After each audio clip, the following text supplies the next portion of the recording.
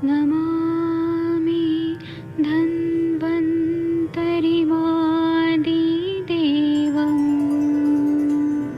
सुरासुरैर्वन्दितपादपद्मं लोके जरामृत्युनाशं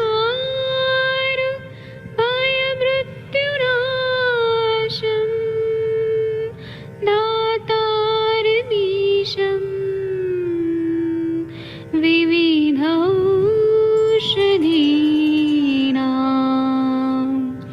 शङ्खं चक्रं जलौकां दधतं मृतघटं चारुतोर्भिश्चतुर्भिः सूक्ष्मस्वच्छादिरुद्यं शुकपरिविलसन् मौलिमं भोजनेत्रम् कालाम्बोदोज्ज्वलाङ्गं कटितटविलसत् चारुपीताम्बराढ्यं वन्दे धन्वन्तरिन्तं निखिलगदमिव प्रौढदावाग्निनीलम्।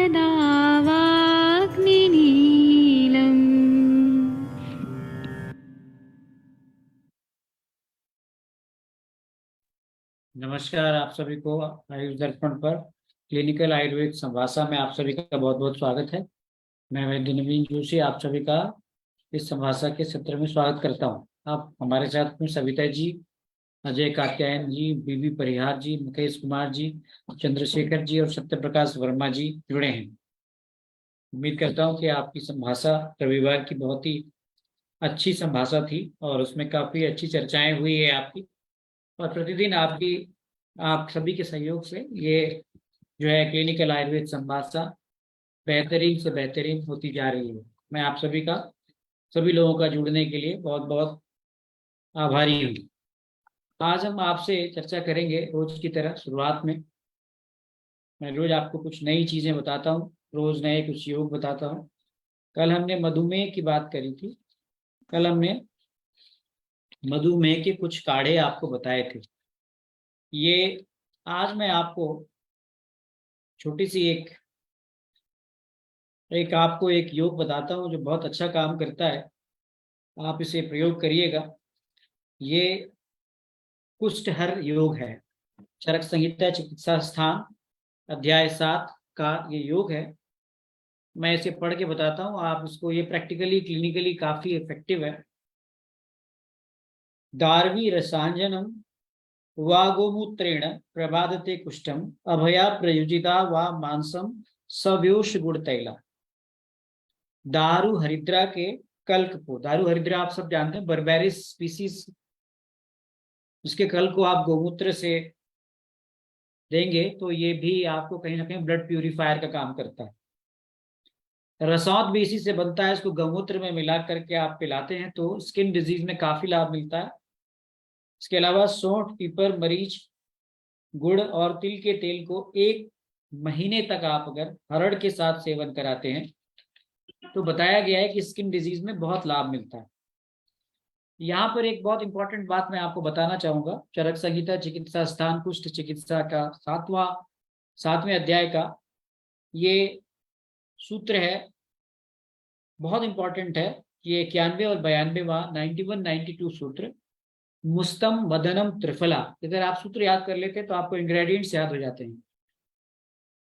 मुस्तम मदनम त्रिफला करंज आरगवद कलिंग यवा दारवी सप्तपर्णा स्नानम सिद्धार्थकम नामम एष कषायो वमनम विरेचनम वर्णस्तथोध्वर्ष त्वगदोष कुष्ठ शोक प्रबादन पांडुरोगघ्ना।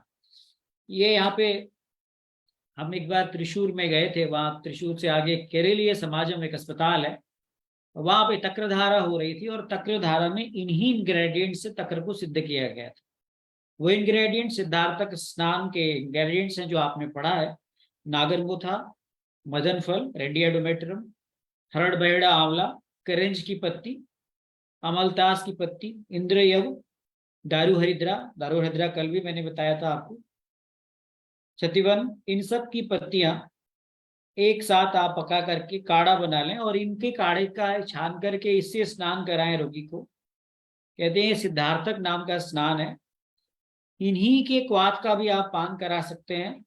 इन्हीं के क्वाथ से आप वमन करा सकते हैं, विरेचन दे सकते हैं, और इन्हीं के चूर्णों से आप लेप बना करके लेप भी लगा सकते हैं। और इन्हीं का आप उद्घर्षण करके त्वचा के विकारों को भी आप दूर कर सकते हैं। ये बहुत इंपॉर्टेंट रेफरेंस था जो मैंने आपको आपके समक्ष प्रस्तुत किया। तो अब हमारे पास में मंगला जी, वर्षा जी, वीएम महाजन जी, हरीश बत्रा जी, प्रवीण कश्यप जी और सुरेंद्र शर्मा जी, चंद्रशेखर जी, मुकेश जी, बीबी हरिहर जी सब ज्वाइन हो चुके। तो आपके अब संभाषा को आप स्टार्ट करिए। मैंने आपको एक सूत्र बताया तो बहुत इंपॉर्टेंट है, कुष्ठ चिकित्सा अध्याय, रेफरेंस नंबर 91 92। रिपीट कर देता हूं। मुस्तम मदनम त्रिफला करंज आरगवद कलिंग यवा दारवी सप्तपर्णा स्नानम। सप्तपर्ण आप जानते हैं, उसे ही क्षतिवन कहा गया है। तो मुस्तक का अर्थ नागरमोथा है, मदन तो आप जानते हैं मदन फल है, त्रिफला हरड़ बहेड़ा आंवला हो गया, करंज आप सब पहचानते ही हैं, आरगवद अमलतास जानते ही हैं, कलिंग, कलिंग का अर्थ यहाँ पर इंद्रियव से है, दारवी आप सब जानते हैं दारू हरिद्रा है, सप्तपर्ण ये भी आप जानते हैं। इन सब का आप उनको बना लें, आप उनका काढ़ा बना लें और जो पकाया हुआ जल है उसको छान लें और इसी जल से स्नान कराएं। इसी जल को तक्र में मिला के तक्र धारा कराएं, इसी के क्वाथ का पान कराएं, इसी का लेप बना के आप इस्तेमाल करें। इसी से वमन और विरेचन कराने का भी उल्लेख है और इसी का आप लेप भी बना सकते हैं, बल्कि ये लेप बहुत अच्छा रहेगा। बहुत सारी स्किन की कंडीशंस में आप इस लेप का प्रयोग कर सकते हैं। ये बहुत इंपॉर्टेंट रेफरेंस था जो मैंने आपको बताया। चलिए आगे, कोई आपके कुछ सवाल हो तो आप पूछ सकते हैं। हरीश बत्रा सर कैसे हैं आप? मंगला जी, चंद्रशेखर जी, प्रवीण जी। हेलो जी बत्रा साहब बताइए सर। सर नमस्कार, बहुत बढ़िया सर। तो एक आपको सिद्धार्थ का स्नान का हमने आपको एक रेफरेंस के साथ आपका संभाषा का शुरुआत की और थोड़ा लेट हो गया सर मैं। कोई बात नहीं। देखिए बहुत सारी चीजें हैं आजकल, आयुर्वेद के कॉलेज जिस तरह से खुल रहे हैं। अभी एक खबर आई है कि आयुर्वेद के छात्र ने अवसाद में आत्महत्या की। Major SD Singh Ayurvedic medical college में बीएमएस प्रथम वर्ष के छात्र ने आत्महत्या कर ली। इसके पीछे कारण क्या है? इसके पीछे कारण ये है कि व्यक्ति जो है पहले आयुर्वेद में आज भी जो आ रहे हैं वो कहीं ना कहीं डॉक्टर बनने के उद्देश्य से आ रहे हैं, वैद्य बनने के उद्देश्य से अभी भी नहीं आ रहे हैं। जो इतने कॉलेज खुल रहे हैं इनमें अच्छे शिक्षकों का अभाव है और इसीलिए जो छात्र आता है उसको आगे का भविष्य चकाचौंध में नहीं बल्कि अंधकार नजर आता है, जबकि ऐसा है नहीं। क्योंकि अभी भी वही बात है, कॉलेज व्यवसाय के तहत खोला जाता है, शिक्षक उस गुणवत्तापूर्ण शिक्षक मिलते नहीं है। कारण क्या है मैं आपको बता दूं, बहुत सारे कॉलेजों में जो पोस्ट ग्रेजुएशन की पढ़ाई हो रही है बत्रा सर, वो आप भी जानते होंगे कि वो ऑन पेपर होती है।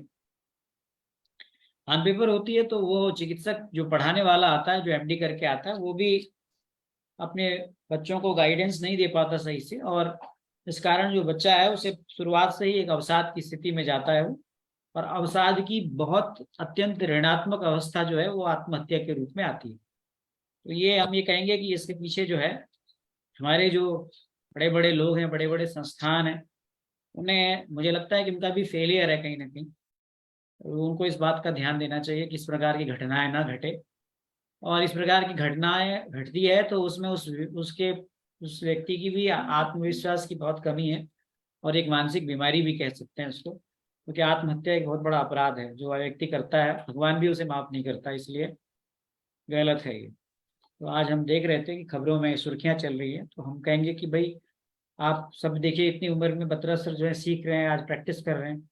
सब लोग कात्यायन जी जो हैं वो कभी घर में ही माहौल नहीं है उनके कि एलोपैथी के अलावा तो कोई पैथी काम ही नहीं करती है कहते हैं, पर वो आयुर्वेद से जो है अपना काम कर रहे हैं। पर हरिहर जी हमारे हरिहर जी सोमनाथ से जुड़े हैं, सोमनाथ के पास से वो एलोपैथिक प्रैक्टिस करते थे, वो आयुर्वेदिक में आ गए। तो ये सब उदाहरण है कि हम अगर आयुर्वेद की प्रैक्टिस करेंगे और आयुर्वेद पे भरोसा रखेंगे तो इस प्रकार से हम अपने आप को बहुत आगे ले जा पाएंगे। चलिए आगे बढ़ते हैं। तो मैं उन सभी वैद्यों को जो नवागंतुक चिकित्सक हैं, छात्र हैं, मैं उनसे कहता हूँ कि आप संभाषा को देखो ना भाई, संभाषा फेसबुक पे सबके लिए ओपन है, यूट्यूब पे सबके लिए ओपन है। आप देखिए कि वैद्य लोग किस प्रकार की चर्चाएं करते हैं। इस प्रकार का एक ही विषय पर कितनी बार लेक्चर हुआ है। आरोग्यवर्धिनी वट्टी पर कम से कम दसियों लेक्चर्स हुए होंगे हमारे यहाँ। तो ये सब चीजें देखिए, आप सीखिए इसको और अपनी प्रैक्टिस में लाइए, और इस प्रकार के अवसाद की स्थिति में आने की जरूरत नहीं है। चलिए तो आगे बढ़ते हैं। कोई सवाल है अगर आपके अपने आसपास, अपने कोई क्वेश्चंस हैं, कोई केसेस हैं, तो आप डिस्कस कर सकते हैं। मंगला जी बड़े बड़े अच्छे अच्छे वैद्य हैं हमारे साथ। जैसे जैसे आप जुड़ेंगे तो फिर और भी लोग जुड़ जाएंगे यहाँ पे। हमारे सत्र के मॉडरेटर महोदय अभी थोड़ा सा अपनी पारिवारिक व्यस्तताओं के कारण, उनके पिताजी आईसीयू में, इसलिए जो है इस सत्र को शुरुआत में मॉडरेट में करता हूँ, फिर आप लोग इस सत्र को चलाते हैं। बत्रा सर कुछ बताना चाह रहे हैं आप शायद? हाँ सर, आज तो पेशेंट को सर मैंने जैसे नशे दिया ना सर, आपके अक्षी तर्पण वाले पेशेंट का क्या है रिजल्ट, बताइए सर। उसी उसी की तो बता रहा हूँ सर। हाँ तो सर आज मैं जैसे उसको पादाभ्यंग किया, उसके बाद जैसे ही सर नशे दिया, नशे दे के मैं जैसे उसको मसाज कर रहा था, मसाज करते करते वो सो गया, खराटे लेने लग गया। बहुत अच्छे से सर। फिर उसको वाह, अस्थि तर्पण किया मैंने। यानी आज पहले पादाभ्यंग के साथ में आपने अक्षी तर्पण दिया, रोगी को निद्रा आ गई और रोगी को जी बड़ा रिलैक्स फील हो रहा होगा, है ना? खराटे लेने लग गया सर अच्छे से। तो ये देखिए, उसको पादाभ्यंग को कहा गया है कि अच्छी दृष्टि प्रसादक भी है, और आप अक्षी तर्पण दे रहे हैं। अक्षी तर्पण में आप त्रिफला घृत दे रहे हैं और किसी से दे रहे हैं? त्रिफला ग्रस्ती दिया सर। और त्रिफला घृत कहाँ से आपने अवेलेबल किया है? भूतपेश्वर। दूध पापेश्वर का। ब्रांड दवाइयों में मैं कोई कॉम्प्रोमाइज मत करिएगा सर, मैं सर ब्रांड उसके शुड बी अलावा देयर। कोई ब्रांड यूज नहीं करता हूँ सर उसके अलावा, या बस बस, अपने बहुत बढ़िया, या वैजी से मंगवाता बहुत हूँ ही सर, अच्छा, या फिर सर से बस। बहुत ही बढ़िया। तो देखिए अक्षी तर्पण का एक रिजल्ट है, आपको अभी पत्र सर ने बताया। अक्षी तर्पण इन्होंने पंचकर्म भी पढ़ा है, मैंने पढ़ाया था शायद, मुझे याद आ रहा है। और अभी क्षार सूत्र भी सीख रहे हैं, वेरी गुड। और आपको, आपसे बात करना एक बहुत अच्छी बात है और प्लेजर होता है। चंद्रशेखर जी क्षार सूत्र के विशेषज्ञ हैं। उन्होंने कल जो है वो क्षार सूत्र के अनुभव शेयर किए थे, किस प्रकार से हम जो है वो बताया उन्होंने कि हम जहाँ पे अपामार क्षार नहीं मिलता है वहाँ हम स्नोइक एक शीर का इस्तेमाल कर लेते हैं। तो मैंने भी एक उदाहरण बताया था कि दक्षिण भारत में लोग रबर के जो है लेटेक्स का भी इस्तेमाल करके धागे के ऊपर कोटिंग कर रहे हैं उसकी। नलिनी जी भी आ गई। तो ये आपके केसेस में तो आप बताइए और आप डिस्कस करिए।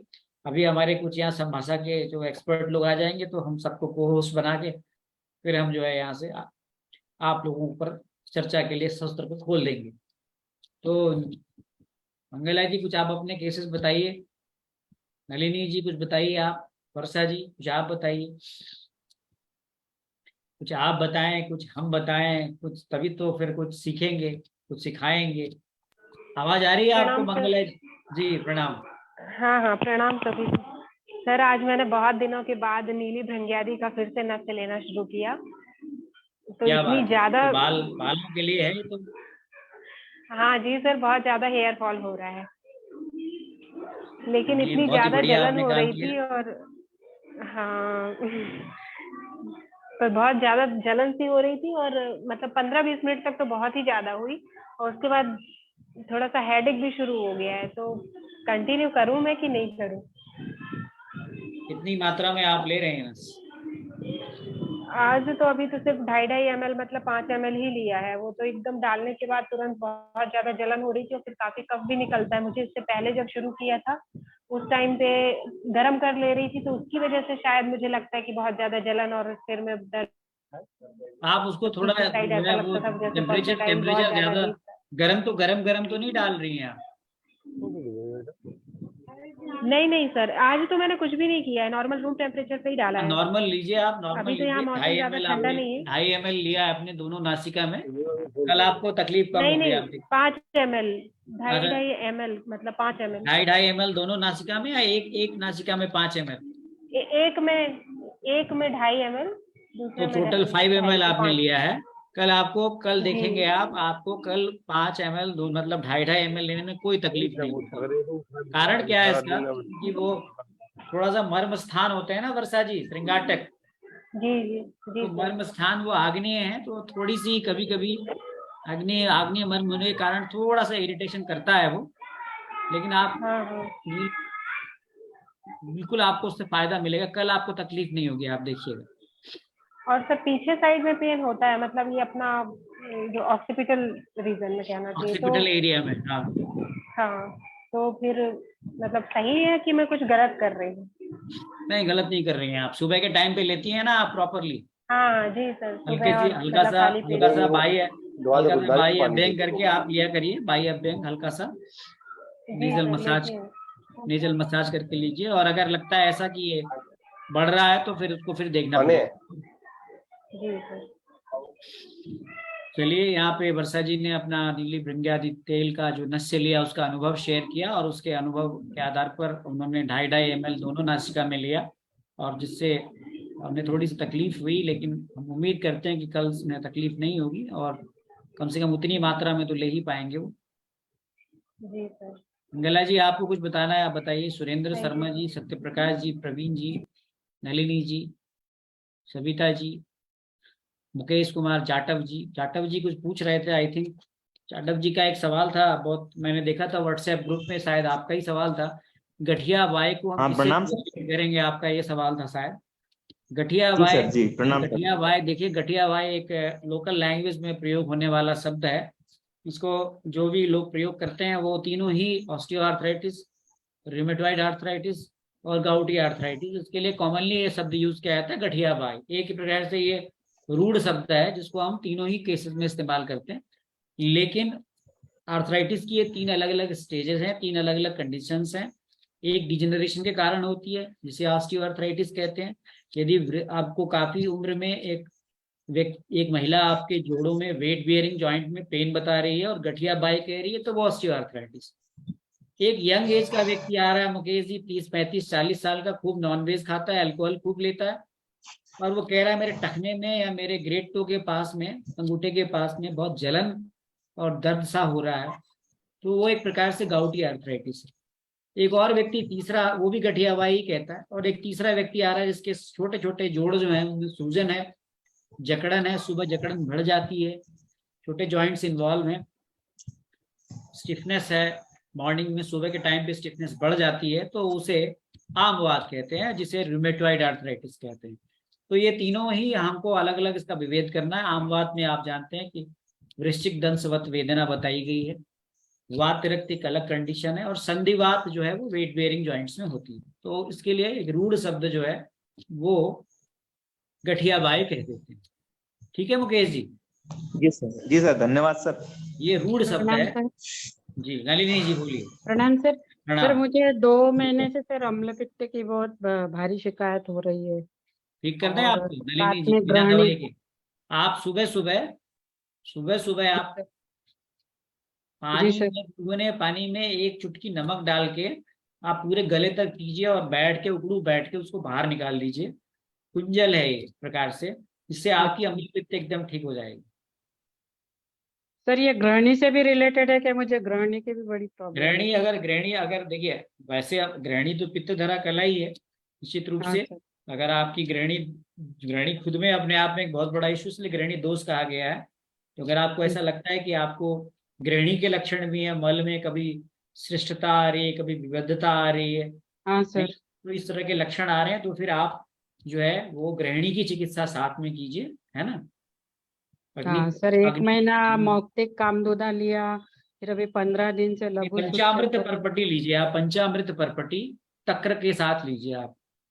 जी सर। पंचामृत परपटी लीजिए, बहुत ही अच्छा रिजल्ट है इसका। भूत पापेश्वर की पंचामृत परपटी लीजिए और उसको तक्र के साथ लीजिए, बहुत ही अच्छा है। तक्र के कल्प का प्रयोग गृहिणी में श्रेष्ठ माना गया है। गृहिणी जो है अपने आप में, गृहिणी ही एक ऐसी व्याधि है जिसे गृहिणी दोष चिकित्सा के रूप में कहा गया है। तो देखिए, ऐसा प्रतीत होता है नलिनी जी की गृहिणी एक अलग से दोष है, ऐसा नहीं है। हमारे यहाँ शास्त्रों में रोगों को बहुत इंपॉर्टेंस देने के लिए उसके आगे उसको दोष लगा दिया उसके आगे। तो गृहिणी जो है वो बहुत इंपॉर्टेंट है। गृहिणी कहते हैं कि अगर आपको गृहिणी होगी तो आप बहुत सारी समस्याओं से आप जो है आप जूझेंगे, और इसमें गृहिणी का जो मेन कॉज है अर्श, अतिसार और ग्रहणी, ये 3 जो रोग हैं ये मंदाग्नि जनित विकार हैं, आप सब जानते होंगे। जी और सर। जठराग्नि पर विशेष ध्यान देने की जरूरत है। यहाँ पर कहते हैं कि जो बहुत इंपॉर्टेंट जो रेफरेंस है, आपने गृहिणी की बात की है, तो कहते हैं कि भाई इसमें पूरी की पूरी पाचन की प्रक्रिया जो है वो डिस्टर्ब होती है। और इसमें इसके जो कुछ लक्षण बताए गए हैं, अगर आप देखें तो कहते हैं कि यहाँ पर अगर आप देखें किस प्रकार से इसकी उत्पत्ति होती है, तो कहते हैं ये चैप्टर में बताया गया है कि अभोजनाद अजीर्णा, अति भोजनाद विस्मासनात्, असात्म्य गुरु सीताति रुक्ष संदुष्ट भोजना, विरेक वमन स्नेह विभ्रमाद व्याधिकर्षणात्, देश कालातु वैषम्यात् वेगानां च विधारण, दूष्यत्य अग्नि स दुष्टो अन्नम न तत् पचति लघ्वपि, अपच्यमानम सुक्तत्वम याति अन्य विस्वरूपताम। तो नलिनी जी का अम्ल पित्त मैं जोड़ता हूँ गृहिणी से, कैसे जुड़ा है? कहते हैं कि जो लोग बहुत भोजन समय पर नहीं करते, यानी कि बहुत लोग जो है वो फास्ट रखते हैं, आपने देखा होगा, उपवास रखते हैं। आज सोमवार का उपवास है, कल मंगलवार का उपवास है, परसों बुधवार का उपवास है। चलो ठीक है, उपवास तो हो गया। दूसरा, अजीर्ण है, अभी भोजन पचा नहीं कि दोबारा भोजन कर लिया, अजीर्ण होने पर भी आप भोजन कर लिया, दूसरा कारण निदान है, ये हेतु है। तीसरा, कहते हैं कि आप अधिक मात्रा में भोजन कर रहे हैं। अब आप देखना है कि आप कौन सी स्थिति में है इसमें, जी सर। यानी कि मात्रा से अधिक भोजन हो जा रहा है। फिर एक स्थिति है कि विषम, कभी तो कम ले लेते हैं, कभी ज्यादा ले लेते हैं, लेकिन टाइम निश्चित नहीं है, टाइम इज नॉट फिक्स्ड, ये कहा गया। दूसरा, कुछ चीजें ऐसी हम मजबूरी में खा ले रहे हैं, घर में बन रहा है, पता है मुझे सूट नहीं करता है, पर मेरी प्रकृति के विपरीत है, पर मेरे को मजबूरी है, खानी है क्योंकि घर में बन रहा है, तो ये भी स्थिति हो सकती है। तो कहते हैं कि इन सब कारणों से, कहते हैं इसके अलावा और भी बहुत इंपॉर्टेंट बात है कि यदि गुरु आहार, बहुत शीतल आहार, बहुत रुक्ष आहार, कहते हैं बहुत दूषित आहार, जिसको हम फूड टॉक्सिसिटी कहते हैं, बहुत दूषित आहार, इसके साथ साथ विरेचन, वमन और स्नेहपान के विभ्रम होने पे, यानी अगर आपने वमन, विरेचन और स्नेहपान ठीक से नहीं कराया है, इन सब कारणों से, ये सारे हेतु हैं। या फिर अगर आपने वमन कराया तो वमन का वेग ठीक से नहीं आया, विरेचन कराया तो विरेचन का वेग ठीक से नहीं आया, स्नेहपान दिया तो स्नेहपान से सही ढंग से सम्यक स्नेह के लक्षण नहीं मिले, तो कहते हैं कि ये सब कारणों से जो है वो गृहिणी दोष, गृहिणी की उत्पत्ति होती है। और कहते हैं कि ये सब जो कारण है, जो हेतु हैं, ये करते क्या हैं नलिनी जी? तो करते जठराग्नि पर काम करके जठराग्नि को दूषित करते। जी अब सर। जठराग्नि जो दूषित हो गई, तो कहते हैं कि जो आप हल्का भोजन भी करेंगे, लघु भोजन भी करेंगे, तो पकेगा ही नहीं वो उचित रूप से। और जब वो पकेगा ही नहीं, तो जो पकेगा नहीं तो वो शुक्त बनेगा, यानी अम्ल रस बनेगा, और उससे आपको निश्चित रूप से आपको अम्ल पित्त जैसे लक्षण मिलेंगे। ये बड़ा इंपॉर्टेंट है। और फिर यही जो रोग है ये विष के समान हो जाता है नलिनी जी। सर है ना? ये स्ट्रेस फैक्टर भी हो सकता है सर? हाँ जी, स्ट्रेस, मानसिक थोड़ा स्ट्रेस वगैरह लेने से भी ये भी एक कारण हो सकता है? क्या क्या मैं समझा नहीं, क्या बताया आपने? स्ट्रेस, स्ट्रेस अच्छा, स्प्राउट। नहीं, मानसिक तनाव। हाँ हाँ, मानसिक तनाव तो सबसे बड़ा कारण है। मानसिक तनाव तो कहते हैं ना, वो तो सबसे पहला कारण है, फर्स्ट, है जी ना? सर, मानसिक तनाव ही ज्यादा रहता है, ओवर थिंकिंग की थोड़ी आदत नहीं है नहीं, मुझे। ओवर थिंकिंग करने की जरूरत नहीं है। ओवर थिंकिंग क्यों करना है? जो होना है वो होना है। तो जी सर। समसन, विषमसन और अध्यसन। समसन का मतलब पथ्य पथ्य एक साथ ले रहे हैं, विषमसन का मतलब काल का ध्यान नहीं ले रहे हैं, और बिना जो है पहले जो भोजन पचा ही नहीं है दूसरा ले लिया, जीर्ण जीर्ण का ध्यान नहीं कर रहे हैं, या अध्यसन है। तो ऐसी स्थितियों में गृहिणी की उत्पत्ति हो जाती है, और हम जो भोजन आप कर रहे हैं वो पचता नहीं और शुक्त बन जाता है। ठीक है जी मैडम? जी सर। बाकी थैंक यू। यहाँ पे बहुत सारे मैडम आ गई हैं आपको यहाँ, हमको और भी। तो आप अपने गायनी के केसेस अगर आपके पास हो तो आप मैडम अंजना जी से डिस्कस कीजिए। मैडम को नमस्कार, प्रणाम। एच.एस. राय जी, आपको भी नमस्कार। नमस्कार सर, नमस्कार सभी लोग को, नमस्कार। हम आपको जो है मैडम यहाँ पे होस्ट बना देते हैं। और मैडम जो है, मैडम के यहाँ पे उपस्थिति जो है हमारी स्त्री वैद्यों के मन में बड़ा जो है एक प्रकार से काफी, उनको काफी क्वेश्चंस रहते हैं उनके। तो आप अपने, और जो भी हमारे पुरुष वैद्य हैं जी वो सर, भी अपने अपने बिल्कुल। प्रश्न रख सकते हैं। तो रखिए अपने प्रश्न, यहाँ पर मैडम अंजना जी आपको सबका उत्तर देंगी। मैडम अंजना जी का बहुत बढ़िया एक्सपीरियंस है, क्लिनिकल, बहुत बहुत ही ज्यादा क्लिनिकली स्ट्रांग है मैडम, बहुत पेशेंट्स देखती हैं ओपीडी में, डेफिनेटली आपको हेल्प करेंगे। मैडम आपको मैं होस्ट बना थैंक देता यू हूँ। जी sir, thank you sir. Thank you जी। आप संभाषा जो है मैडम की संचालन में होगी और आप सभी इसमें प्रतिभाग करें। धन्यवाद जी सर।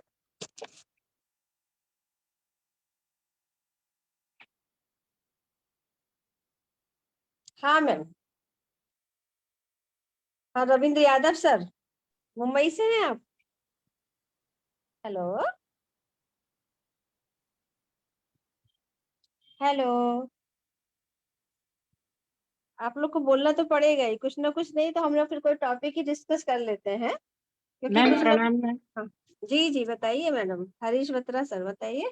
नल्ली मैम बोलिए बोलिए। हाँ मैम, अम्ल पित्त की मुझे 2 महीने से शिकायत हो रही है। अच्छा अच्छा सीवियर बर्निंग होता है छाती, कभी चेस्ट में, गले में, अच्छा और इकोकार्डियोग्राम, ईसीजी वगैरह सब नॉर्मल आया है। तो अच्छा मेरा अच्छा गृहिणी का प्रॉब्लम बहुत पुराना है, 15 साल हो गए। तो अच्छा। गृहिणी से संग्रहणी में बदल गया है या क्या, गृहिणी की वजह से अम्ल पित्त हो रहा है कुछ, मुझे प्रॉपर नहीं मैम नहीं, प्रिस्क्रिप्शन बना के दीजिए ना। आपकी प्रकृति क्या है मैडम? आपके हिसाब से आपको इतना ज्यादा? मेरी वात वात पित्त है मैम। अच्छा, बात पित्तल है। और आपको अच्छा, अभी अभी आपने कहा था, तो मेंटली क्या प्रॉब्लम क्या लग रही है, क्या स्ट्रेस क्या है मैडम?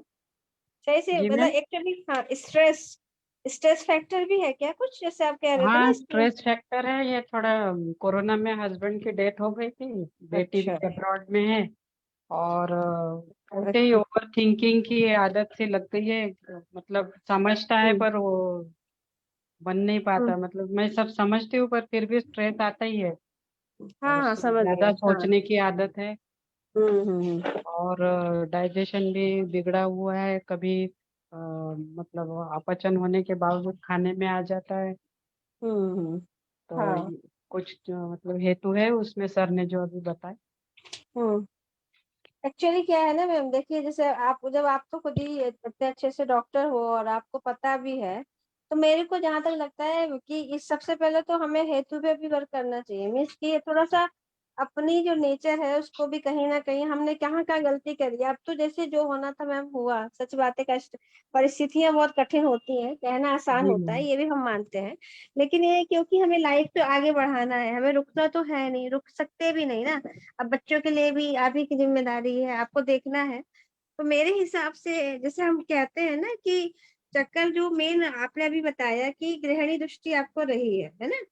और जी मैम। गृहिणी दृष्टि इसका मतलब आप समझ ही रही हैं कि जो हमारे पास क्या होता है, गृहिणी जो होता है वो अग्नि का स्थान है, हम लोग और मानते हैं, है ना? और जी मैम। अग्नि की जैसे पित्तधरा कला है ना, पित्तधरा कला को हमें पित्तधरा कला पे कार्य करना है।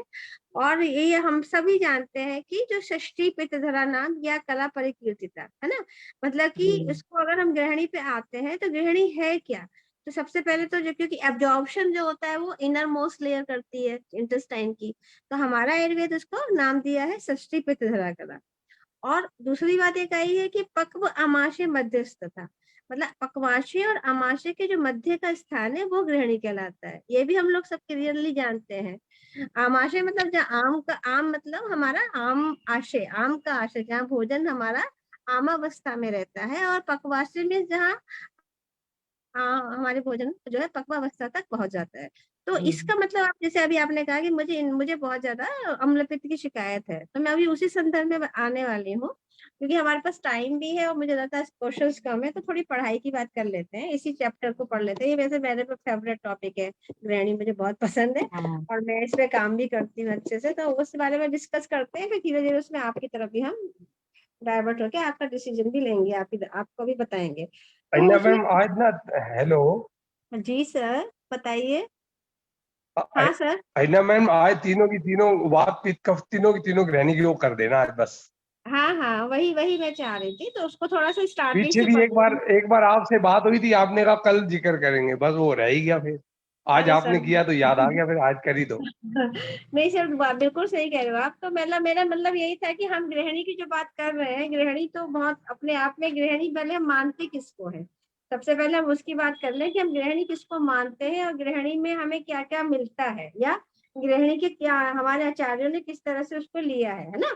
तो वही हमने कहा कि आमाशय और पकवाशय के मध्य का जो स्थान है, ये भी एक वर्णन आया है कि ये भी गृहिणी है, क्योंकि ये शिशु जो है वो जनरली एनाटॉमिकल मानते हैं। तो उन्होंने दो बातें बताई हैं, एक बताया कि षष्ठी पित्त धरा कला नाम जो है वो गृहिणी है, या जिसको जिसके इनर मोस्ट आप लेयर जो है वो बताया ना पित्त बेटा। धरा कला कहलाती है, और पकवाशय और माशय मध्य का, क्योंकि वो एनाटॉमिकल ज्यादा स्ट्रांग है, तो उन्होंने अपना बता दिया। अब इसके बाद अगर हम चिकित्सा पक्ष देखते हैं, चरक जी का पक्ष देखते हैं, तो चरक जी ने भी बहुत अच्छे से बताया है। अग्ने अधिष्ठानम अन्नस्य गृहणाद गृहिणी मता नाभे रूपरिसा अग्नि बलो उप स्तंभ रहता। मतलब उन्होंने कहा है कि अगर हम देखते हैं, तो अब हम हिंदी में ज्यादा बात करते हैं कि जो सबसे बड़ी बात क्या है कि गृहिणी जो है वो अग्नि का प्रमुख स्थान है, और अग्नि और पित्त जो है वो आश्रय भाव से गृहिणी में रहते हैं। तो पित्त की बात आती है तो पाचक पित्त की बात आती है, क्योंकि यहाँ जो स्थान है ये पाचक पित्त का माना है। और गृहिणी को जो कला है, इसलिए उसको पित्तधरा कला भी कहा जाता है, क्योंकि यहाँ पे पित्त का स्थान माना गया है। तो ये दो बातें तो हम एकदम क्लियर कर लें। अब जैसे मैडम ने बताया कि मेरी प्रकृति क्या है, वो वात और पित्त प्रकृति है। आपने मैडम यही बताया ना नलिनी मैडम? जी मैम। हेलो, जी मैम। है ना? तो अब आप देखिए, आप अपने आप को थोड़ा सा एक बार पहले पूर्व में जाइए और अपनी प्रकृति के साथ आप अपनी दृष्टि देखिए। आप जब ये बताते हैं कि क्योंकि वहां पित्त का स्थान है और अग्नि वहां पे आश्रित है, ठीक है मैडम? तो जब जी अग्नि मैम। वहां आश्रित है, तो उसमें उन्होंने साफ साफ बताया है कि जैसे आप देखते हैं कि हम अगर हम खाना बना रहे हैं, तो हम कोई भी खाना अगर हम बनाते हैं, तो अग्नि के बिना संयोग के खाना नहीं बन सकता है ना, भोजन नहीं बन सकता। और जी अगर मैम। अग्नि बहुत ज्यादा मिल जाती है तो क्या होता है, खाना जल जाता है हमारा, जल है ना? ये जाती है, हमने हाँ। ध्यान नहीं दिया है ना। तो यहाँ जी। बिल्कुल वही हमारे शरीर में भी घट रहा है कि हमने क्या किया, खाना हमने ले लिया, बनाया हुआ खाना बनाया, मतलब जो जो हमारा खाना तैयार था, जो हमारा भोजन आया, उसको हमने ग्रहण किया। और वो ग्रहण होने के बाद वो उसको पाचन होने के लिए वो हमारा पित्तधरा कला तक पहुंच रहा है। और पित्तधरा कला में पहुंचने के बाद हम सब जानते हैं, लेकिन हम एक शॉर्ट से चल रहे हैं, उसके बाद वो सार किट भागों में विभाजन करता है, और फिर वो आहार रस का शोषण हो जाता है। जो हमारा आहार रस बना, जो जिसे कहते हैं हमारा सार भाग बना, और जो हमारा किट भाग बना, वो हमारा रक्तवाशय में जाके उसको जो है हम एक्सक्रीट करके बाहर निकालते हैं। ये प्रक्रिया हम सभी जानते हैं। और यहाँ पे क्या होता है, जो पाचन की क्रिया होती है वो पाचक पित्त से होती है। और जो वायु है वो कौन सी वायु है, यहाँ पे समान वायु है, क्योंकि जो आमाशय में रहती है वो समान वायु रहती है। तो समान वायु का जो अधिष्ठान अगर हम पढ़ेंगे, तो वो भी गृहिणी बताया गया है। तो पाचक पित्त और समान वायु के कारण जो भी हमने, मतलब यहाँ पे दो चीजें जो आपने वात और पित्त अपने बताया, वही बात पे मैं आ रही हूँ कि पाचक पित्त और समान वायु, इन दोनों पे अगर आप अच्छे से कार्य करती हैं शुरुआत से, कि अब तो आप जी। क्रॉनिसिटी में जा रहे हो, लेकिन एक्चुअली हम लोगों को पेशेंट भी देखना है और हम लोग को उसकी पैथोफिजियोलॉजी पर भी स्टडी करना है। तो यहाँ मैं जो इसलिए बता रही हूँ कि यही दो चीजें हैं, जो अगर हमारा समान वायु सही रहे और हमारा पाचक पित्त सही रहे, तो ये जो हम अन्नम गृहणाति पचति विवेचति मुंचति, ये जो हम परिभाषा बोलते हैं कि जो अन्न का ग्रहण करता है, जो अन्न का पाचन करता है, जो अन्न की विवेचना करता है, जो अन्न का मुंचन करता है, ये सब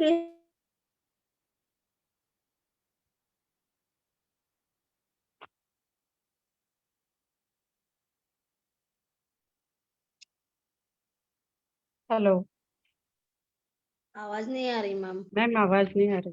आवाज गई। मेरी आवाज आ रही है? हाँ जी, अब आ रही है। जी हाँ, मैम, थोड़ा सा बीच अभी आ में, रही। हाँ थोड़ा सा डिस्टर्ब हुआ था बीच में, ठीक अभी है। आ रही। जी मैम। हाँ, तो यहाँ पर जो है ये हम इतना तो सबको क्लियर हो गया कि हमने क्या किया है और कैसे हम जान रहे हैं कि गृहिणी कार्य कर रही है।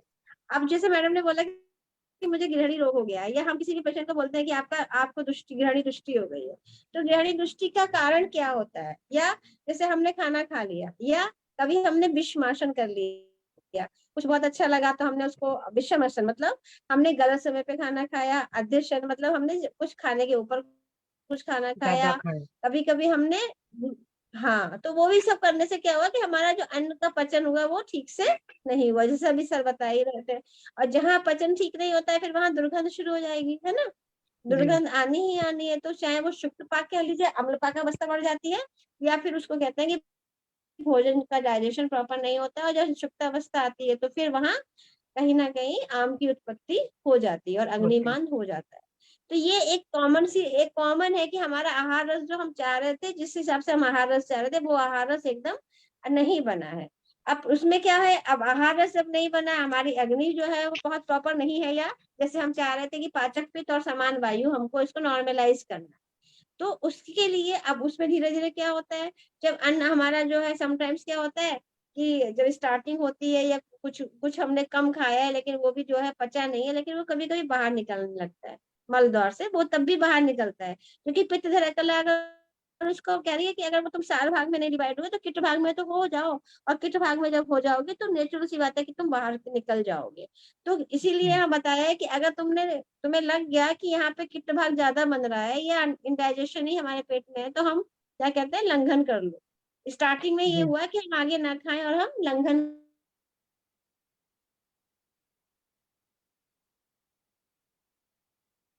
हेलो। फिर गई आवाज।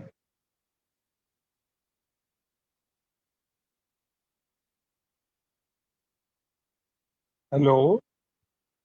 आवाज नहीं आ रही है। नहीं, आवाज फिर गई।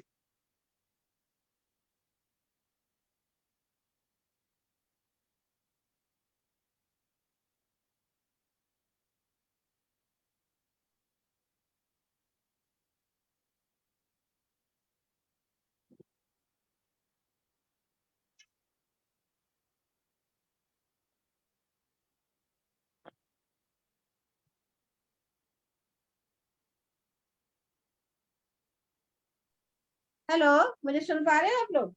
हाँ मैम, नहीं अभी मैम, आ रही है। आवाज चली गई थी। हाँ हाँ, अब ठीक है ना। हाँ मैम। तो जैसे अब आप लोगों ने बताइए, जैसे हम इसके बाद ये जो हमारे लक्षण आते हैं गृहिणी के, जैसे हम किस आधार पे हम गृहिणी को गृहिणी कहते हैं, तो इसमें आप लोग कुछ बताइए। जैसे सबसे बड़ी बात तो जैसे मैंने बताया कि सुप्त अवस्था आई, सामावस्था आई, दुर्गंध युक्त आई, दर्द भी शुरू होगा, क्योंकि जहाँ समान वायु कहीं भी प्रकुपित होगी तो शुरू हो जाएगा पेन। और सबसे अच्छी बात उन्होंने जो बहुत बढ़िया बताया, सामान्य लक्षण जो बताया, जो हम सभी जानते हैं, वो क्या है, मुहुर्बद्धम और मुहुर्द्रवम, द्रवम। है ना, या फिर पक्वम हाँ, पक्वम व सरुजि, मतलब अगर वो पक भी हो गया तो भी उसको रुझा, मतलब उसका जब मल का प्रवृत्ति हो रही है, मल जब बाहर आ रहा है तो कहीं ना कहीं हमको एक तो रुझा होती है, दर्द होता है, अपक्व आता है तो भी वो आम युक्त होता है तो दुर्गंधित होता है, पेन के साथ आता है, शूल के साथ आता है। ये सारी चीजें जो हमारे पास शुरुआत के पेशेंट आते हैं वो बताते हैं जी कि मैम। जो बद्धता है, जैसे मैंने कहा ना, मूल बद्धता है ना, और मूल जी मैम। द्रवता, कभी कभी वो एकदम बद्ध होके आ रहा है, कभी कभी वो द्रव रूप में आ रहा है। तो जब वो बद्ध होके आ रहा है तो वो समान वायु की विकृति से आ रहा है, क्योंकि वहां वायु के कारण उसने बद्धता की है, और पित्त के कारण क्या आता है, द्रवता आती है, तो वो द्रव। कभी कभी बहुत सरल रूप में या द्रव रूप में आता है। तो मुहुर्बद्धम मुहुर्द्रवम ये तो बहुत कॉमन है। और देखिए यहाँ भी मैंने जो कोशिश की है कि यहाँ पे ना समान वायु और पित्त जो है कुपित हुआ है, तो ये लक्षण आए हैं। ऐसा नहीं कि कफ का इन्वॉल्वमेंट नहीं है, कफ का इन्वॉल्वमेंट है, क्योंकि जहां आम बना वहां कफ कुपित हुआ है तभी आम बना, अग्निमंद हुई तो कफ बना, आम बना।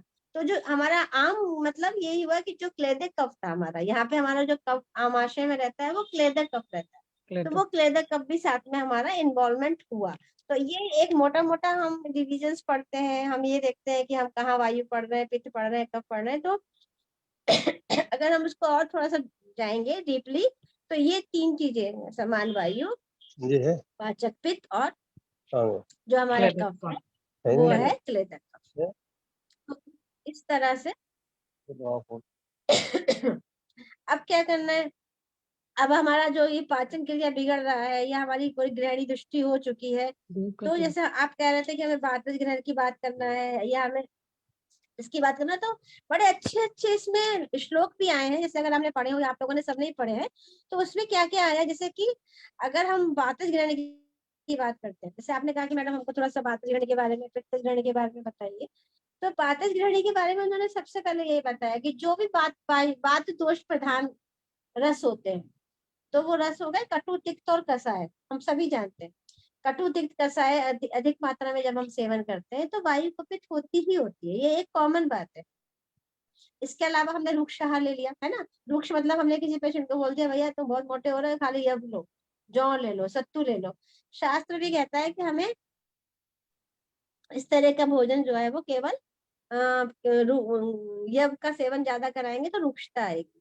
तो ये हमारे माइंड में होना चाहिए कि इसको हम रुक्ष क्यों मान रहे हैं। दूसरा हम कह रहे थे कि ये शीत आहार, मतलब फ्रिज में रखा था हमने तुरंत, बस नहीं देखा कुछ भी, हमने खा लिया। या फिर हमने अल्पाहार लिया, हमारी भूख जितनी थी, हमारी समान वायु पाचक पित्त जितना मांग रहा था, क्लेदक कफ जितना हमारी बॉडी को जरूरत थी, अगर हमने उतना भी नहीं लिया, अल्पाहार लिया, तो भी ये प्रॉब्लम होती है। समटाइम्स हमने खाना ही नहीं खाया तो भी वायु जी कुपित जी। होती। या फिर हम लगातार एक एक रस का खाना खा रहे हैं, जैसे हमारे पास कुछ पेशेंट आते हैं या हम एज ए डॉक्टर उनका दवा करते हैं, तो एक ही भोजन अगर हम उसको लगातार देंगे, उससे भी क्या है वायु कुपित होती है। ये शास्त्रोक्त है कि एक रस आहार क्या होगा, वो वैमनस्य करता है, रुचिकारक नहीं होता। आप सुबह भी दाल खाएंगे, शाम भी दाल खाएंगे, फिर अगले दिन सुबह दाल खाएंगे, 15 दिन तक आपको जो है यूष पे रख दिया, पेय पे रख दिया, आपने उसको संस्कारित नहीं किया। इसलिए उन्होंने बोला है कि इसको एक बार जो है अकृत, फिर बोला है संस्कारित।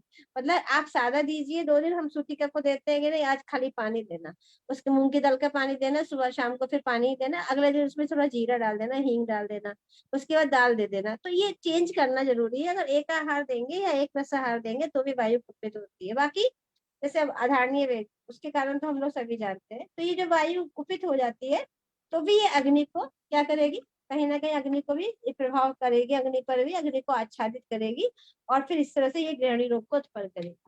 तो बहुत अच्छे से उन्होंने बताया है कि अगर वातज गृहिणी है तो क्या हो सकता है।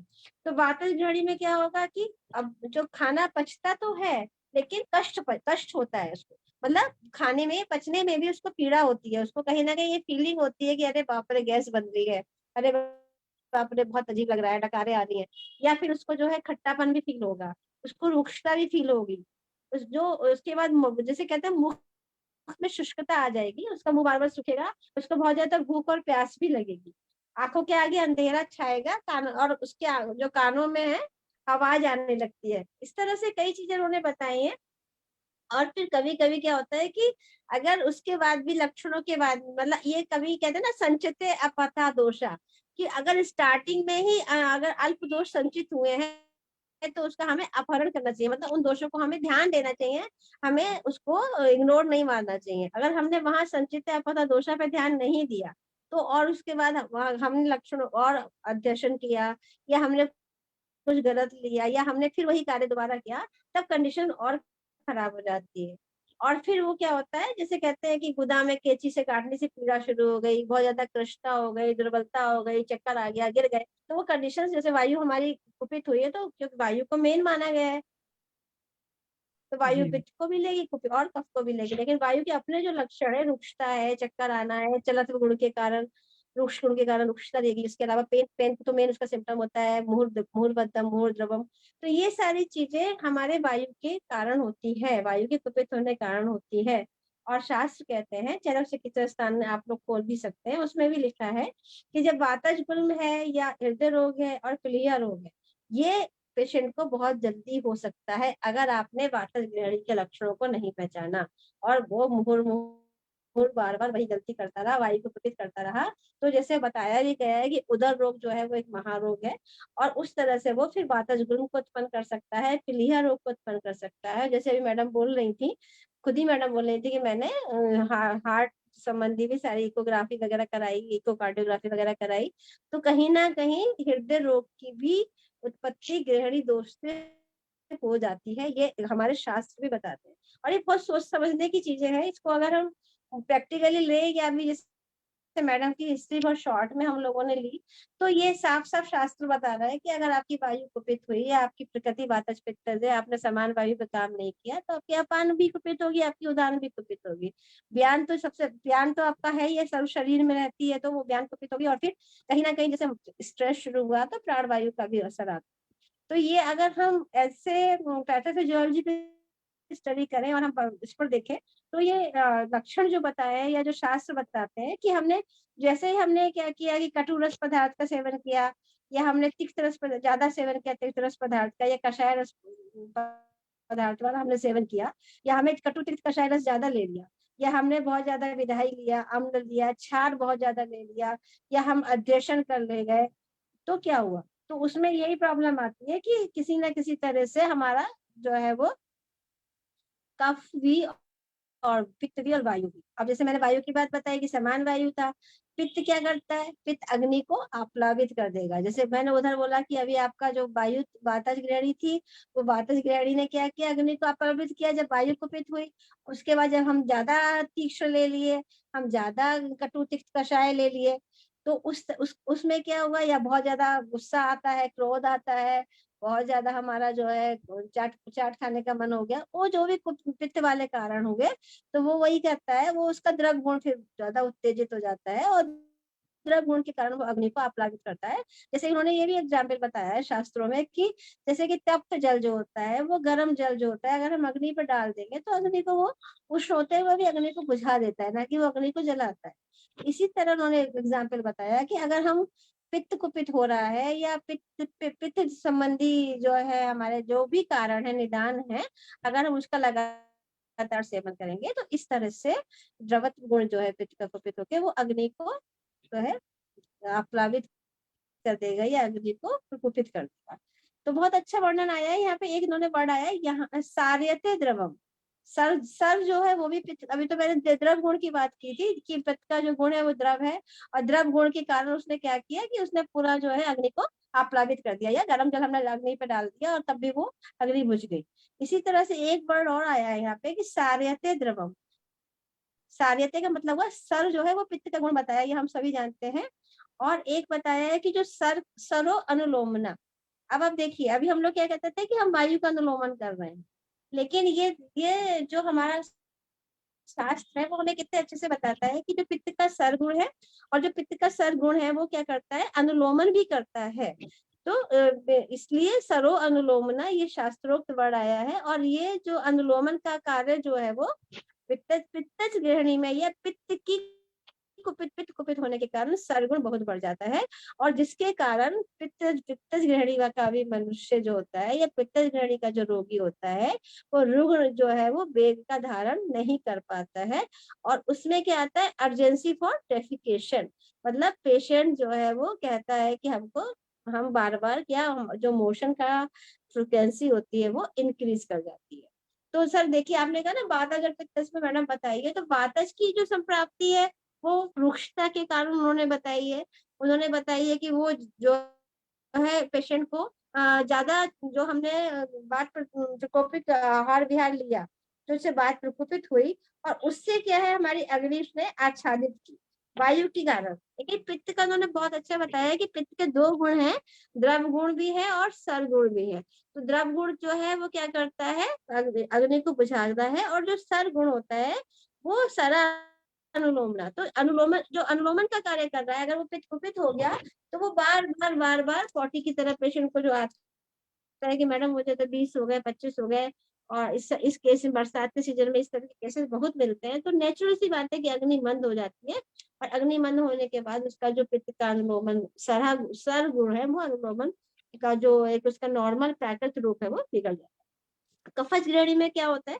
कफज ग्रहणी में भी यही बताया है कि कफज, हम सभी जानते हैं कि अगर हमने ज्यादा गुड़ लिया, हमने ज्यादा अति स्निग्ध लिया, हमने ज्यादा शीतल लिया, हमने मधुर आहार ज्यादा लिया, तो उससे क्या होता है कि, और उसके बाद हमने खाना वाना तो बढ़िया से खाया और हम टीवी देखने बैठ गए, है ना, या हमने कोई एक्सरसाइज नहीं किया, हम थोड़ा सा चले भी नहीं, और या फिर हम तुरंत सो गए। अधिकतर लोगों का आज भी होता है कि वो खाया और खाने के बाद अब तो नींद आ रही है, हम कुछ नहीं कर सकते, और वो सो जाते हैं। तो कफ का प्रकोप होना ही होना है, और जब कफ का प्रकोप होगा तो कफ का प्रकोप भी क्या करेगा? वो जो है अग्नि को मंद ही करेगा, और अग्नि जब मंद करेगी तो कहीं ना कहीं अगर वो लगातार चलता है तो वो ग्रहणी पुष्टि करता है। ये शास्त्रों बताया जाता है। अब क्या हो रहा है? जब खाना ही नहीं बच रहा है, अग्नि एकदम मंद हो गई है, तो पेशेंट आ ही गई, मैडम गैस बहुत बन रही है, उल्टी बहुत हो रही है, जी बहुत मचला रहा है, लग रहा है सारा का सारा खाना बाहर निकल जाएगा। लेकिन यहाँ पे क्या है, वहां उन्होंने बताया था कि मुख में कटुपन रहता है। पित्त का भी हमारा जो टेस्ट है वो तिक्त प्रधान है, लेकिन यहाँ पे क्या होगा, मधुरपन रहेगा, मीठापन रहेगा। तो ये अंतर है। बात में क्या करेंगे, बात में उसको कटुता का अनुभव था, पित्त में उसको तिक्तता का अनुभव था, और यहाँ पे उसको मीठापन होता है। समटाइम्स उसको खांसी भी आएगी, कफ स्टीवन भी हो सकता है। हम कभी कभी उसको लगता है कि जो सीना है मतलब जकड़ा हुआ फील होगा, भारीपन लगेगा वहां पे। और जो ऊपर आमाशय जहाँ कफ का स्थान बताया, उसमें भी उन्होंने बोला है कि ये भी भारी मालूम होगा, थकावट लगेगा। और उसके बाद उसको मतलब डकार तो आएगी, लेकिन वो थोड़ी दूषित होगी। तो इस तरह से पेशेंट जो होता है वो इनएक्टिव होने लगता है, मीन्स उसकी एक उद्गार शुद्धि उत्साह हो, मतलब खाना पचने के जो लक्षण उन्होंने बताए कि उद्गार आता है, शुद्धि की फीलिंग होती है, उत्साह की फीलिंग होती है, वो यहाँ कुछ भी नहीं होती है। और लगातार पेशेंट जब इस तरह से करता है तो यहाँ पर जो पेशेंट को होता है आलस्य, अंगमर्द, है ना, और फिर कहीं ना कहीं उसमें सामता लगातार नजर आती है। और फिर वो पेशेंट जो होता है रस धातु की जो है आहार रस नहीं बन रहा है प्रॉपरली, तो कहीं ना कहीं रस धातु भी उस तरह से बनती है जो कि कुपित हो जाती है या सामता से उत्पन्न हो जाती है। तो इस तरह से ये तीनों बताया गया है।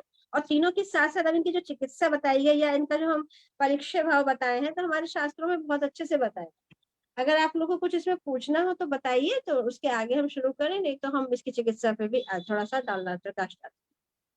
थोड़ा सा आप लोग कुछ चाहें तो बोल सकते मैम ये जो आपने हैं, अभी जिसको भी बताया कोई ना कफज ग्रहणी का, हाँ हाँ। तो मुझे तो सीने में जकड़ाहट, पेट में भारीपन, और काफी हम्म, दिनों से मोशन बार बार जाना पड़ता, तो थकावट, थोड़ा हाँ, इनएक्टिव हो गई, आलस, और हाथ पाँव में दर्द, ये सारे लक्षण दिख रहे हैं। जैसे आप बता रहे हो ना मैडम, तो शास्त्रों में ही बताया है कि 10 उपद्रव बताए हैं। जैसे आपने बताया वो भी देखिए, आप सुनिए, उसमें लिखा है उन्होंने, ये सब लोग पढ़ सकते हैं। और ये इसमें 10 उपद्रव जो बताए गए हैं उन्होंने, एक तो कॉमन कॉमन तो यही बताया है। जैसे हमारे पास पेशेंट भी आते हैं, जब उसको प्रॉपर डाइजेशन ही नहीं होता, प्रॉपर एब्जॉर्प्शन ही नहीं होता, जी तो मैम। पेशेंट फिर कहीं ना कहीं उसको यकृत वृद्धि हो सकती है।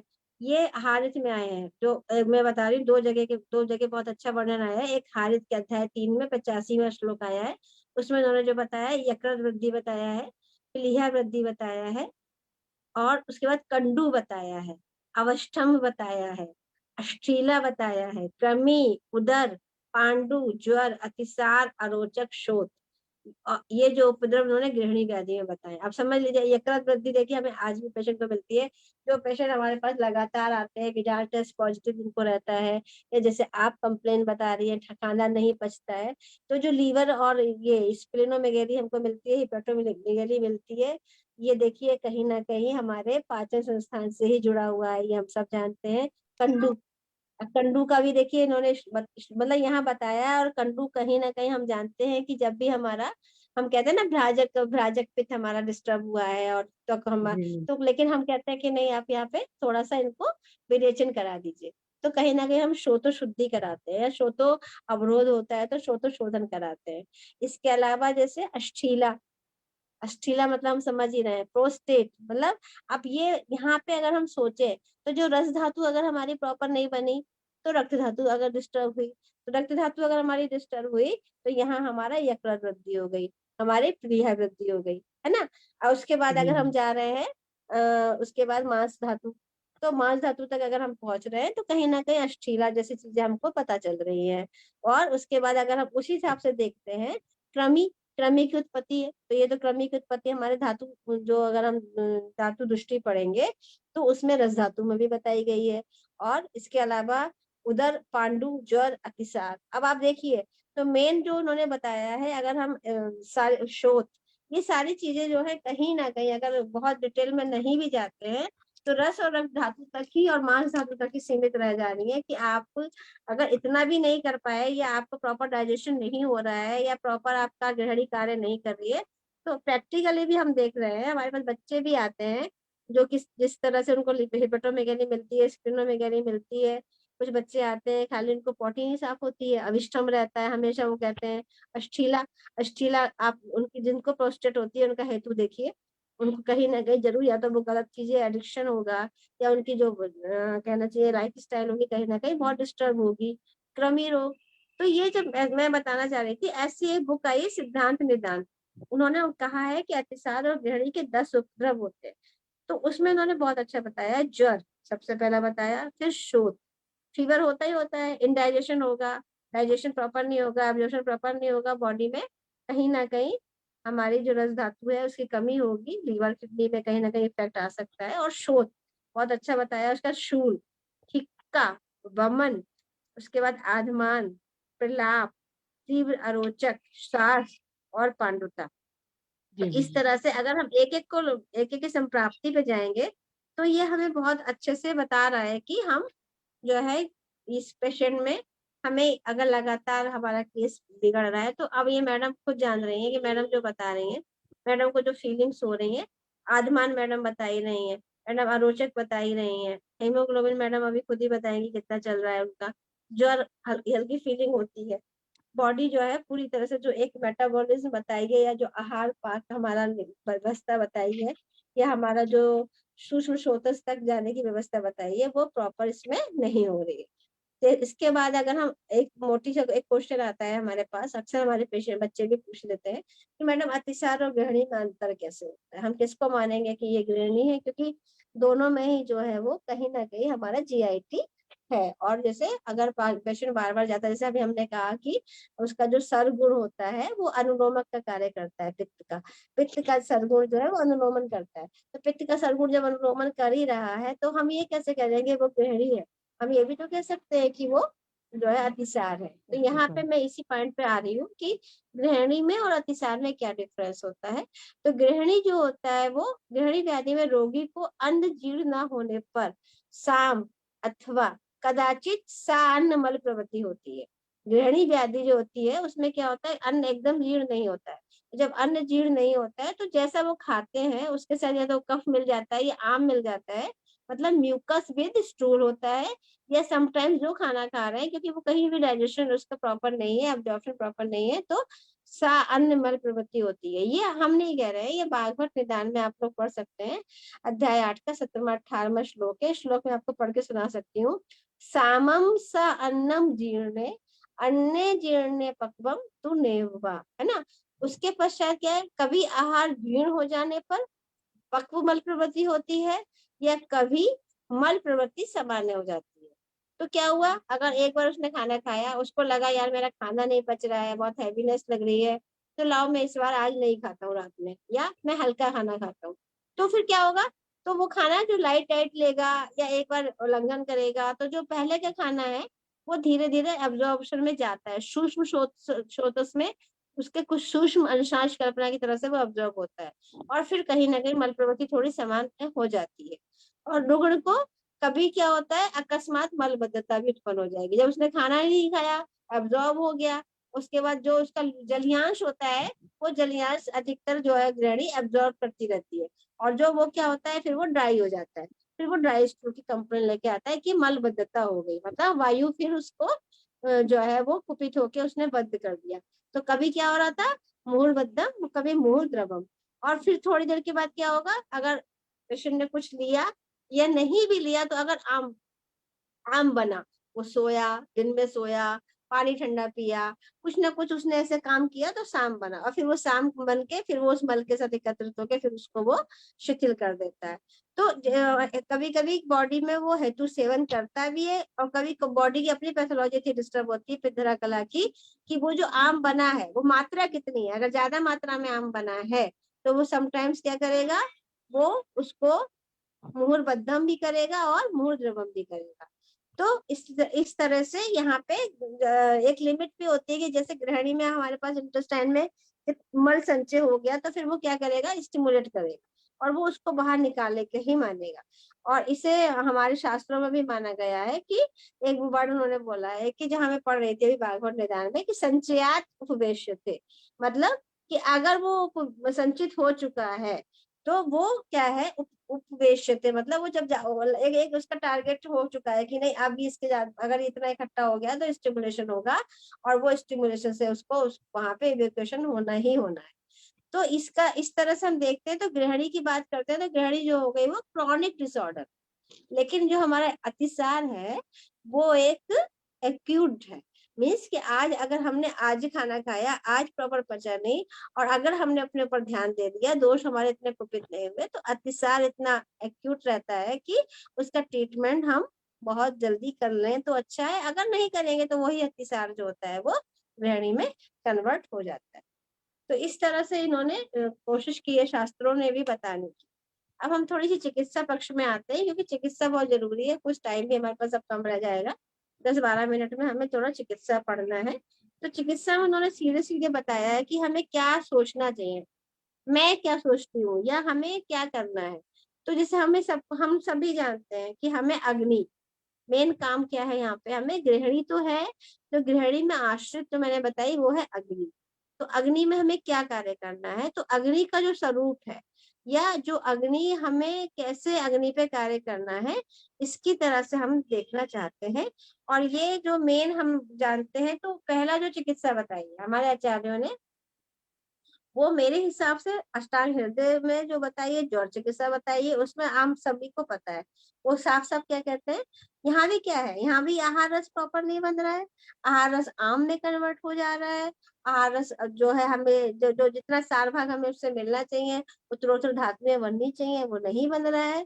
तो यहाँ वाग्भट्टाचार्यों ने साफ साफ बताया कि लंघनम स्वेदनम कालो यवागु तिक्त को रसा मलानाम पाचनानि स्यु यथावस्थम क्रमेण वा। अर्थात जो जैसे हम साम जल की चिकित्सा करते हैं, जैसे हमें लगा कि हमारे शरीर में आम बन गया, तो हम सबसे पहले कहते हैं भाई लंघन कर लो। जरूरी नहीं लंघन में हम भूखा रहे, हम नहीं कहते कि हम भूखा रहना है, लेकिन हमें उष्ण जल ले सकते हैं, हम थोड़ा सा यूश ले सकते हैं, या अपने अपने प्रकृति के हिसाब से अगर हमें बहुत जरूरी है तो हम नहीं कुछ खाएं तो भी हमारा काम, अगर हम रह सकते हैं, हमारी पेशेंट के अंदर इतनी क्षमता है, उसके उसके पास इतनी पावर है, तो हम ये भी कहते हैं कि आप निरान रहिए, लेकिन आप उष्ण जल पी सकते हैं, या आप शुंठी संस्कारी जल पी सकते हैं, या आप धनिया संस्कारी जल पी सकते हैं, या आप सौंफ संस्कारी जल पी सकते हैं।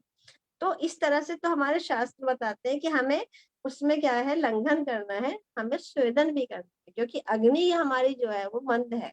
तो किसी ना किसी तरह, जैसे हम लाइट से पेट में दर्द हो रहा है, शूल हो रहा है, तो हल्की सी, कुछ नहीं तो हम सिकाई कर सकते हैं। देन हम क्या करेंगे, उसको कोई स्पेसिफिक औषधि ना देके तिक्त रसात्मक औषधि, जैसे हमने तिक्त रस प्रधान द्रव्य जैसे होते हैं, उसका हम उससे संस्कारित जल को भी पिला सकते हैं। जैसे कि हमने गुरुची का ले लिया, हमने नीम का ले लिया, हमने करेले का ले लिया, इससे संस्कारित जल हमने पेशेंट को दिया। तो उससे क्या होता है कि हम देखते हैं कि अगर हमारे दोष अमाशय में है, अमाशय में ही स्थित है, मतलब जैसे मैडम ने अभी अभी बोला कि मुझे बहुत भारीपन लगता है, मुझे लगता है कि मैं बहुत जो है एकदम जकड़ गया है, हैवीनेस है, अपर साइड में ही, अमाशय के साइड में ही। तो यहाँ पे उन्होंने बोला है कि ऐसे में क्या हो सकता है कि प्रथम स्वेदन को प्राधान्य देना। ऐसे केसेस में हमें क्या करना है, ये अरुण दत्त ने टीका लिखी है, क्योंकि बागपट का सूत्र है, तो वो कहते हैं कि यहाँ पे हमें स्वेदन को प्राधान्यता देना चाहिए। और अगर इसमें, अगर दूसरी बात वो बोलते हैं कि अगर इसमें हमें दहा लग रहा है, हमें लग रहा है कि यहाँ पे जो पित्त प्रधान लक्षण हमें मिल रहे हैं, तो फिर हमें यहाँ पे तिक्त रसात्मक औषधि देना चाहिए। दो बातें हमारी समझ में आ गई कि अगर हमें लग रहा है कि हमारी अग्नि तो मंद हो ही चुकी है, तो लंघनम स्वेदनम कालो यवागु तिक्त को रसा।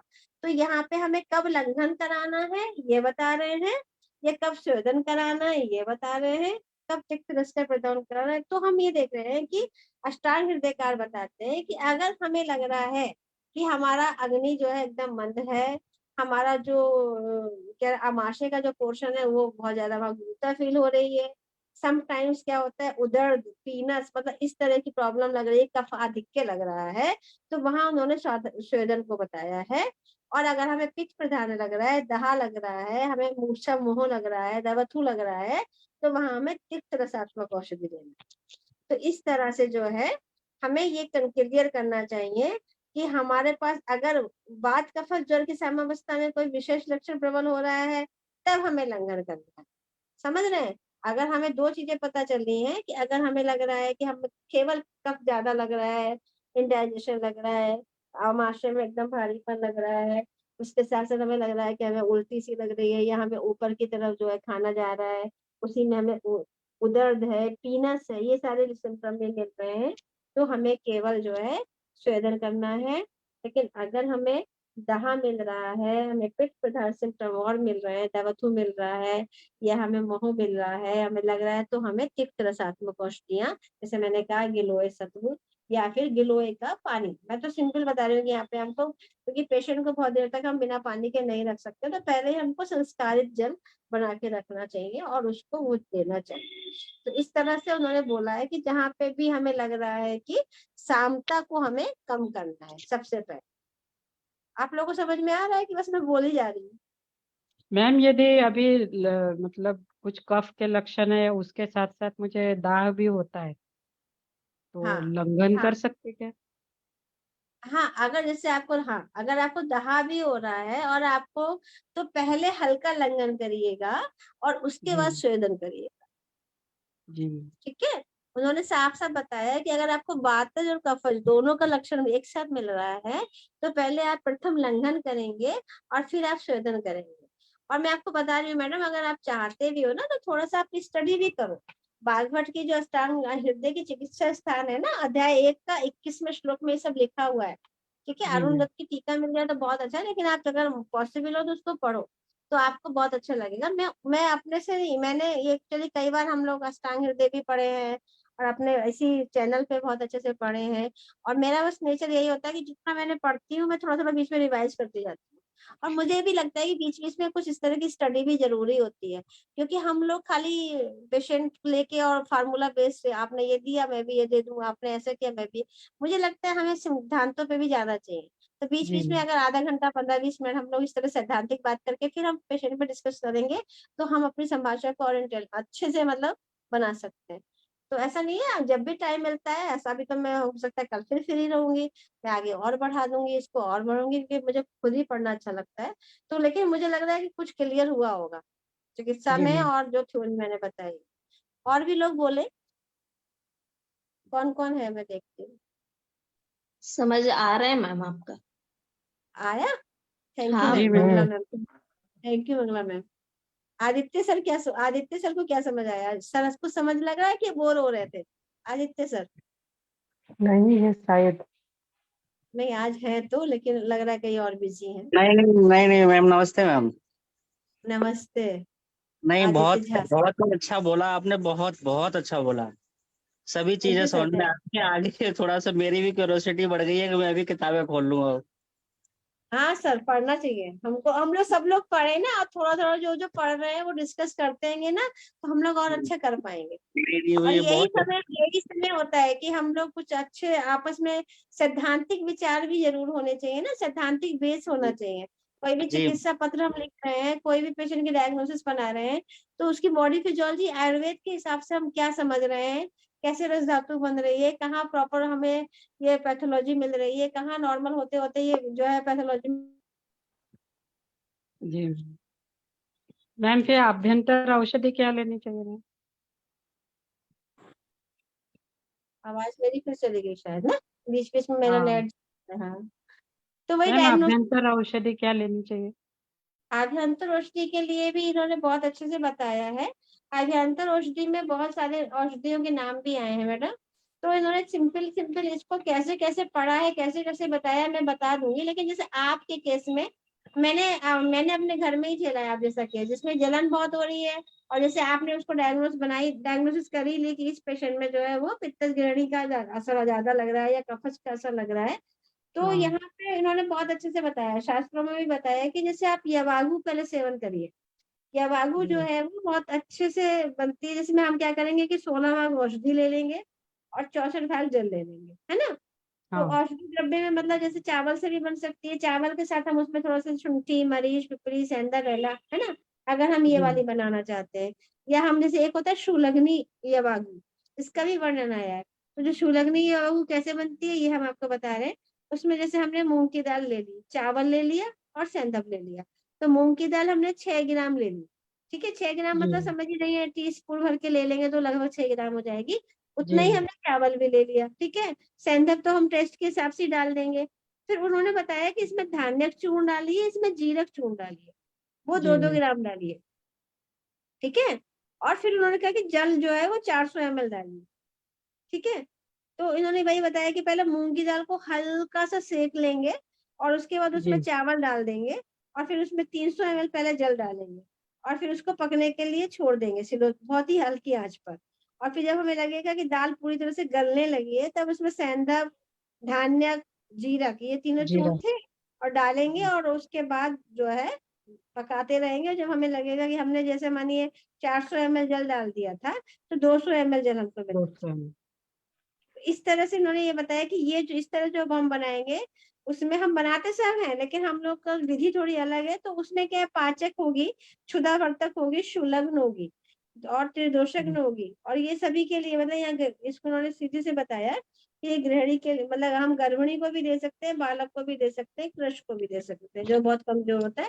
तो इस तरह से उन्होंने कई घटक द्रव्य बताए, मूंग का यूज बताया है। हाँ, अगर लगेगा तो हम रोज थोड़ा थोड़ा इस पर डिस्कस करते जाएंगे। और फिर जैसे आप बता रही कि औषधियां हैं तो उसके बारे में भी वही मैंने कहा ना, औषधियां बहुत बताई हैं। अगर आपको लग रहा है कि आपको वातज गृहिणी है तो वातज गृहिणी में इन्होंने बहुत अच्छी ड्रग बताई है, कनक सुंदर रस। कनक सुंदर रस जनरली हम लोग नहीं देते हैं लेकिन ये वातज गृहिणी का अधिकार बताया गया है। और मुझे लगता है कि एक हमारी जो है, मैं बता दूंगी इसका ये कहाँ रेफरेंस आया है। देखिए कनक सुंदर रस में क्या क्या होता है ये हमें पता होना चाहिए। उसमें हिंगुल है, मरीच है, गंधक है। हिंगुल, मरीच, गंधक, टंकड़, पिपली और वत्सनाग और धतूर बीज है। तो इनको हमने क्या किया, इन औषधियों को हमने तैयार करके इसको बनाया है। और ये स्पेशली बोल रहे हैं कि उत्तम बात शामक है। और ये बता रहे जी हैं कि भक्षुणात् गृहिणीम हंतिम रसः कनक सुंदरः अग्निमांदम ज्वरम तीव्रम अतिसारम च नाशिये। तो इतना इनकी जो है फलश्रुति बताई है कि गृहिणी का भी ये हनन करता है, उसके बाद अग्निमांद कम करता है, ज्वर कम करता है, तीव्र अतिसार में भी ये लाभकारी होता है। तो ये सब छोटी छोटी चीजें होती हैं जिसको हम लोग अगर चाहेंगे तो बहुत मैटर है ना। और ये गृहिणी ऐसी चीज होती है कि इसको पढ़ना ही रहता है तो इसको हम कर सकते हैं। हेलो, जी मैम अब समझ हम गई। लोग लास्ट में आ गए, 9:30 बज रहा है, हम लोग फिर हाँ आगे मैम, पढ़ेंगे, ठीक है। किसी को कुछ थैंक थोड़ा यू बहुत मैम। पूछना है तो पूछेंगे। थैंक यू, लेकिन सबको थोड़ा थोड़ा बोलना होगा, सबको थोड़ा थोड़ा पढ़ना होगा, ठीक है ना, ओके। हाँ मैम। है ना। मैम थैंक यू, वो मेरी पेशेंट थी ना, आज उसको बेबी गर्ल हुई, अरे वाह, 2.5 kg अरे की। वाह, हाँ, मुबारक हो और मैडम, बिना कॉन्ग्रेचुलेशन। कॉम्प्लिकेशन के वो सिजेरियन हुआ। वो पूरी टीम उसने रखी थी केडिला में अहमदाबाद, पर कोई भी कॉम्प्लिकेशन के बिना हुआ उसका। Thank you ma'am.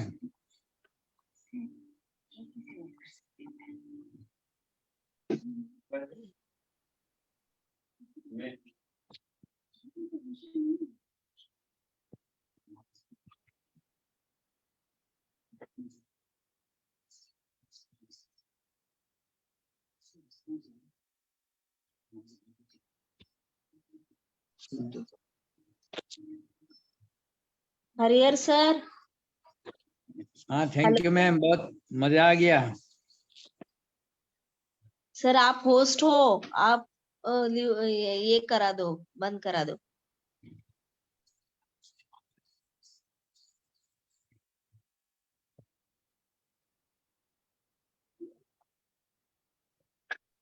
एक साथ सब लीव कर जाते हैं सर।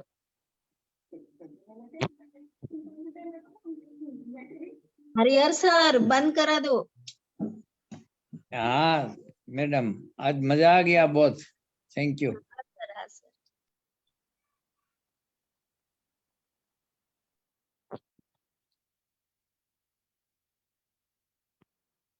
मैम ही होस्ट थे ना।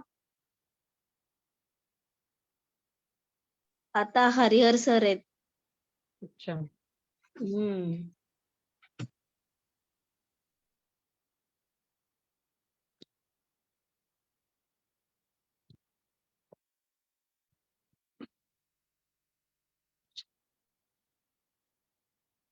मुगाच्या डाळीचं पाणी प्यावं लागेल मग, है ना मंगल?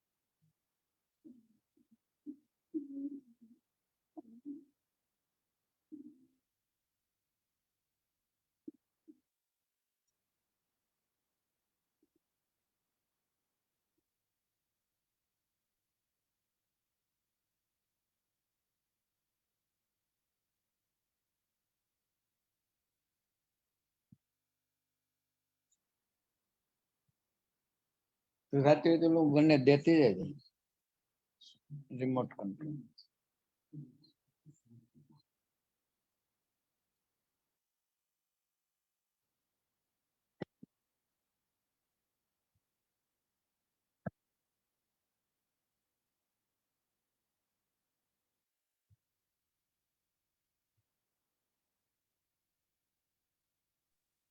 हेलो